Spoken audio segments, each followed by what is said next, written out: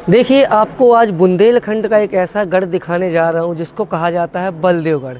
बलदेवगढ़ का ये किला आज से लगभग 18वीं सदी में बुंदेला राजाओं के द्वारा बनवाया गया था। इस महल की कई रहस्यमयी किस्से, कई कहानियाँ हैं जो आप मेरे इस पेज को खोल करके देख सकते हो। प्रोफाइल को खोल करके आपको इसके बहुत सारे वीडियो देखने को मिल जाएंगे।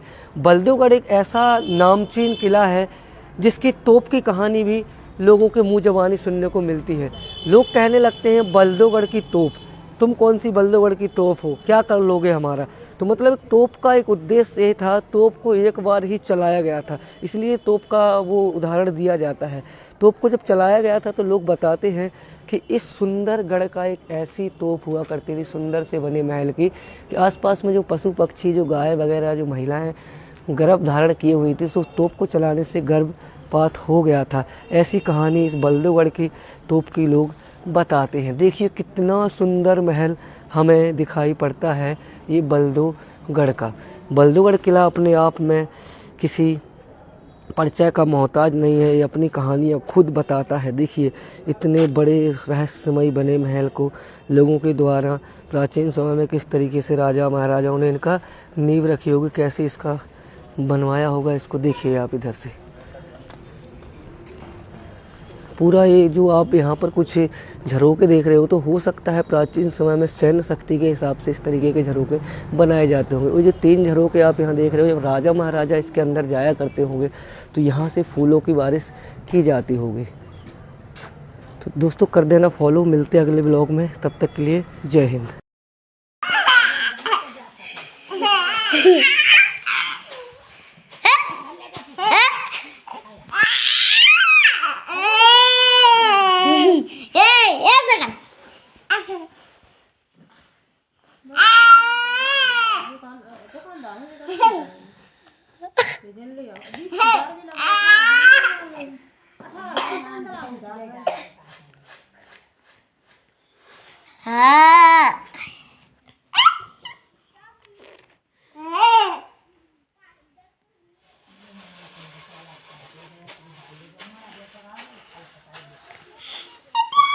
क्या 500 से 600 साल पुरानी इस इमारत को, जिसके धरती तल के कक्षों में बनाई गई थी कैदियों की जेल, और सामने था दरवाजा जो तकरीबन 4 से 5 मंजिला है, जिस पर सैनिक अपने सभी अस्त्र शस्त्र से सुसज्जित होकर दिया करते थे पहरा, और इस मंच पर राजा सुनते थे अपने खास लोगों की समस्याएं। ये इसके और ऊपर जाने के लिए यहाँ पर सीढ़ियाँ बनी हुई हैं, और अगर हम इन सीढ़ियों पर जाएंगे तो हमें इस महल के दोनों हिस्से एक ही जैसे दिखाई पड़ेंगे और एक ही जगह से हम देख सकते हैं। बीच में ये दीवार बनी हुई है, दीवार के इस तरफ राजा के खास लोगों के रहने की व्यवस्था, कैदियों की जेल और अन्य कक्ष बने हुए हैं। लेकिन जैसे ही हम इस दीवार को पार करते हैं तो जो ये छत है, ये राजा का महल है, और हर एक हिस्सा जो आप देख रहे हो वो राजा की रानियों के महल हैं। राजा ने हर एक रानी के लिए एक जैसी व्यवस्था की थी, एक जैसे महल बनाए थे, जो टोटल आज आपको दिखाई यहाँ से पड़ रहे हैं।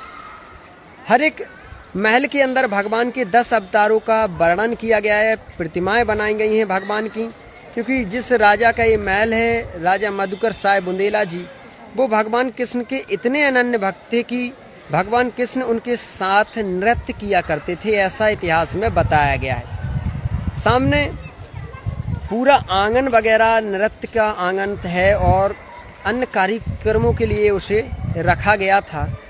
लेकिन हम आपको इसके उस गलियारे से होते हुए नीचे ले चल रहे हैं, जिस गलियारे से जब सैनिक गुजरते थे ना, तो दुश्मनों को तो पता ही नहीं चलता था कि ये जो गलियारा है, इससे रास्ता भी बना हुआ है। दुश्मन उसे सिर्फ एक दीवार समझते थे और अधिकांश भटक जाते थे।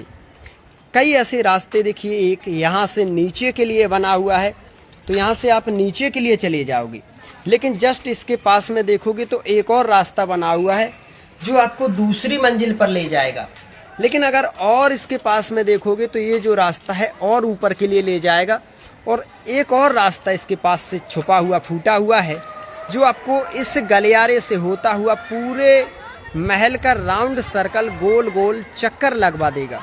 मतलब एक साथ ऐसे कई रास्ते यहाँ पर देखने को मिलेंगे जिन रास्तों के बारे में दुश्मन शत्रुओं को कभी पता ही नहीं चलता था। अधिकांश वो भ्रमित हो जाते थे और राजा की चाल को नहीं समझ पाते थे।